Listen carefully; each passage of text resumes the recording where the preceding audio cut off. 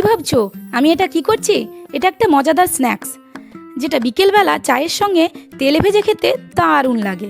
একবার খেলে আর ভুলবে না। তো চলো কিভাবে বানালাম একটু দেখে নিই। এটা বানানোর জন্য কড়াতে আমি জল গরম হতে দিয়েছিলাম, 1 চামচ কালো জিরে দিয়ে দিলাম। এবার আমি দেব স্বাদ মতো লবণ। লবণ দিয়ে দিলাম, সামান্য পরিমাণে লঙ্কার গুঁড়ো দিলাম, 1 চামচ বেকিং সোডা দিলাম যাতে সেওগুলো সুন্দরভাবে ফোলে, 1 চামচ চিনি দিলাম। এবার চালের গুঁড়ো দিয়ে দেব। চালের গুঁড়ো দিয়ে সমস্ত ভালো করে আমি নেড়ে চেড়ে নেব। ঠিক এই রকম দাঁড়াবে। তারপর আটাগুলি আমি ভালো করে মেখে নেব। এবার লেচি কেটে নেব এইরকমভাবে।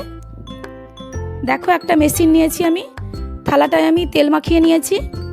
এই মেশিনটাতে আমি একটা একটা করে ভরে সেওগুলোকে রেডি করব আর রোদে শুকোতে দেব। এবং যখন ঝরঝরে শুকিয়ে যাবে তখন তেলে ভেজে নেব। বন্ধুরা, ভিডিওটা শেয়ার করে দাও বেশি বেশি করে, যাতে মা বোনেরা শিখতে পারে এবং তোমাদেরও বানিয়ে খাওয়াতে পারে। তো সকলেই ভালো থেকো। কেমন লাগলো অবশ্যই কমেন্টে জানিও। ধন্যবাদ সবাইকে।